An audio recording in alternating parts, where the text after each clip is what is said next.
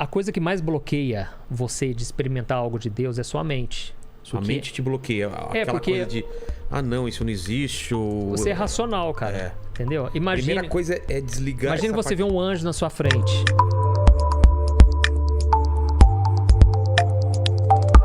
Bom, Juninho, eu lembro até hoje também, como você falou, de o dia que eu orei em línguas pela primeira vez, é uma coisa que, fica fixado, marcante, né?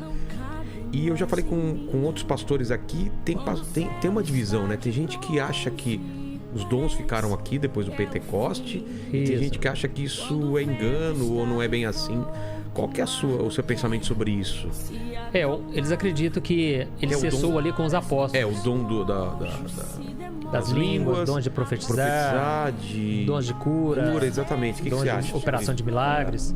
Eles acreditam que encerrou ali com os apóstolos, né? A sombra de Pedro curava. Então, a roupa de Paulo, quem pegava um pedacinho ali de peça de roupa era curado. Era sobrenatural, né? Só que ao longo da história a gente vai vendo que Deus tem operado esses dons.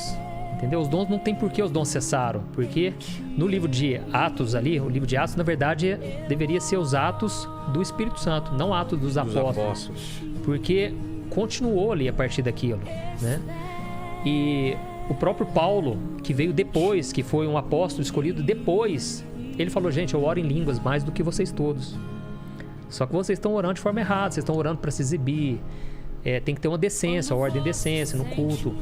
Mas ele falava da oração em línguas. Inclusive ele falou, olha, a línguas é para edificação própria. Vocês têm que buscar o dom de profetizar, porque edifica toda a igreja. Então, não tem por que pensar que encerrou ali. E outra, a minha experiência, eu tenho minha própria experiência. E se você perguntar aqui, os convidados, muitos tiveram a mesma experiência. Mas quem pensa o contrário, você acha que é por quê?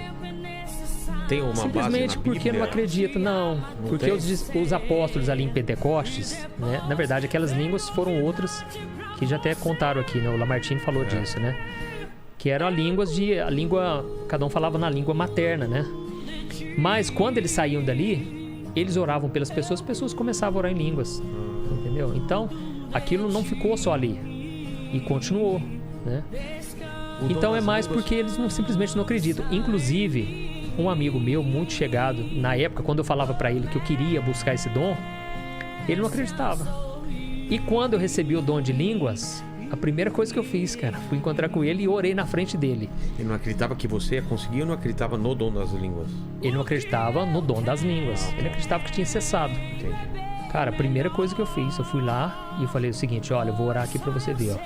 Porque o dom, quando Deus te dá, é irrevogável. A Bíblia diz, os dons são irrevogáveis. Ah, é? É. Você não perde o dom. Você não perde. Ele fica apagado, lógico. Se eu não buscar a Deus, ele vai ficar apagado. Quantas pessoas receberam e nem oram em línguas mais há muito tempo? Porque não tem desejo, não desenvolveram, entendeu? Então, você pode orar. Descrever para as pessoas como que é a sensação de orar em línguas e para que ela serve, na verdade, né? Como foi esse... Então, a coisa que mais bloqueia você de experimentar algo de Deus é sua mente. Sua mente te bloqueia. Aquela coisa de, não, isso não existe. Você é racional, cara. Entendeu? Primeira coisa é desligar. Imagina você ver um anjo na sua frente. Primeira coisa que você vai pensar é coisa da minha cabeça, eu alucinando. Inclusive, tem um vídeo que tem viralizado na internet de um anjo como ele realmente é. Eu vi. Nossa, cara. Um monte de olho com asa pra caramba, né? Exatamente. Então, você vê um negócio desse, você não vai acreditar. Agora, as línguas te capacitam, cara. Ela edifica a si mesmo. Você fala a Deus. Você não fala a homens. Você não fala...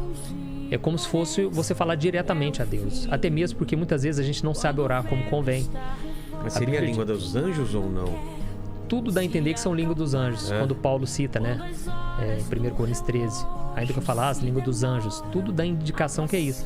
Então é desligar a parte racional. É porque você ora aqui, a Bíblia diz que a sua mente fica infrutífera.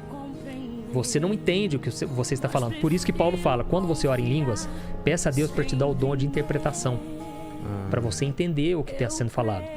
Mas ainda que você não entenda, aquilo te edifica. Quando eu tive essa experiência, vou te dar um exemplo. Quando eu tive essa experiência do anjo, e nós voltamos para a nossa cidade, quando chegou a hora do culto, todo mundo já estava sabendo do que aconteceu, que não foi só comigo a experiência forte. E o pastor queria que eu contasse o testemunho lá na frente da igreja. Eu pensei, gente, será que eu falo? O povo vai achar que é coisa da minha cabeça e tal. Eu fui lá pro fundo com o pessoal orar. Quando a gente começou a orar, cara, espontaneamente a gente começou a orar em línguas. Aquilo me trouxe uma paz tão grande e é como se eu já soubesse o que eu ia falar. Entendi. Então ele me trouxe ali um discernimento muito grande ali, sabe? E então você simplesmente não entende, mas muitas vezes você sente, opa, parece que o Espírito Santo tá fazendo algo assim, sabe? Já teve vez de eu orar com a pessoa, eu começo a orar em línguas e me vem muitos pensamentos, tipo, essa pessoa tá passando por isso, por aquilo outro, e aí eu pego e falo, né? E aí no final eu ainda falo, olha, se não for de Deus pode descartar. Tá. Mas eu penso, nossa, realmente eu tava, entendeu? Então é como se a língua ela tivesse você não tivesse controle da língua. Não, a Bíblia diz que o espírito do profeta está sujeito ao profeta.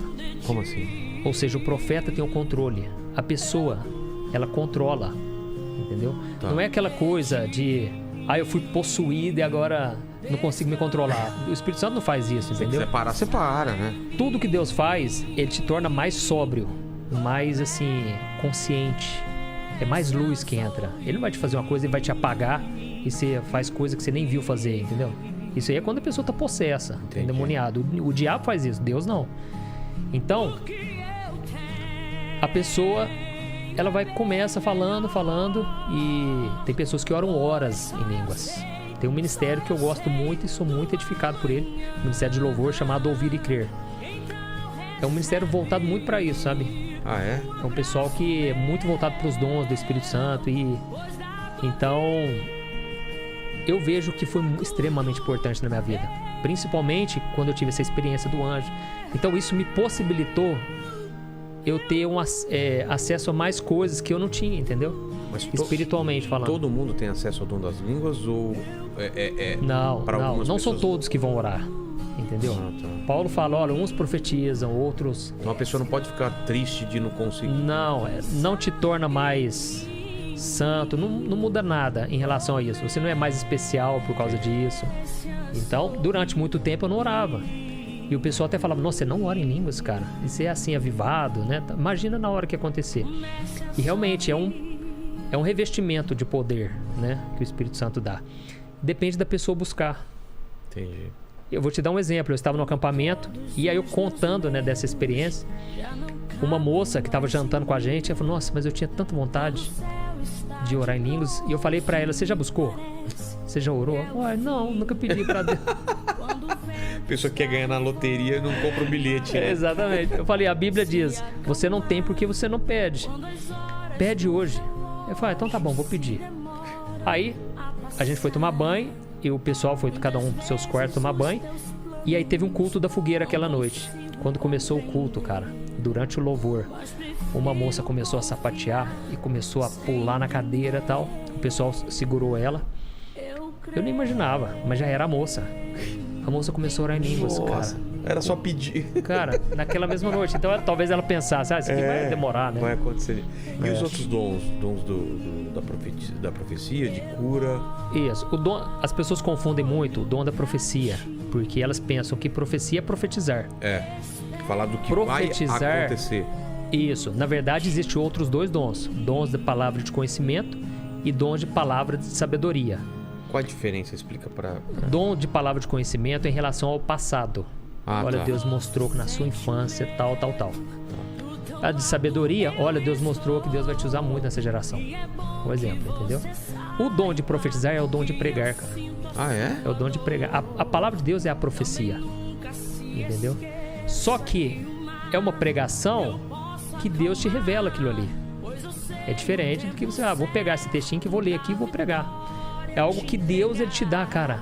Eu creio que Deus quer falar isso aqui. Você está profetizando. Mas tem que ter uma confirmação também. Ou não? Não, ele confirma no seu espírito. Ah, é? É, no seu coração, entendeu? Então, geralmente, né, até mesmo a profecia hoje, quando Deus fala com alguém, geralmente já é algo que Deus já estava falando com a pessoa, apenas confirmou aquilo, entendeu? Tá. Então, não é uma coisa tão muito fora do que... não é muito forte. Pode acontecer, lógico. Mas, geralmente, Deus ele já vai tocando o seu coração. Quando Deus me chamou para ser pastor, como eu te disse, eu já estava tendo sonho, eu pregando. Eu já sentia o desejo, mas eu pensava, não é para mim. Então Deus confirmou isso, sim. Eu já estava colocando no seu coração, entendeu? Certa vez, quando Paulo estava no final da vida dele, ele se reuniu com os irmãos numa vigília de oração e um homem de Deus, ele disse assim, ele pegou um cinto, tirou um cinto e ele amarrou as mãos de Paulo e os pés dele e falou, olha, você vai ser amarrado, Deus me mostrou. Ele teve uma palavra de conhecimento, de sabedoria, algo que iria acontecer. E ele falou, você vai ser preso e o seu fim está chegando. Nossa. Os irmãos, assim, começaram a chorar. Não, o apóstolo Paulo é uma pessoa muito importante para nós. Paulo, na maior tranquilidade, ele falou, olha, Deus já estava falando comigo. Deus já estava me mostrando, o meu tempo está chegando. Por que vocês estão chorando? Entendeu? Então, tudo isso Deus faz para edificação. Os dons ministeriais, os dons espirituais é para edificar a igreja, conforme está escrito em Efésios 4. Então Deus escolhe pastores por quê? Porque eu sou melhor que alguém? Não, pelo contrário, é para eu servir. Então é uma capacitação para eu cuidar das pessoas, direcionar elas, né, aconselhar, Entendi. Alertar. E então esses dons são tudo para que cada pessoa fique madura espiritualmente. E o que a gente vê hoje nas igrejas? Crentes imaturos, pessoas que dão escândalos e tudo que você já está acostumada a ouvir falar aí, entendeu?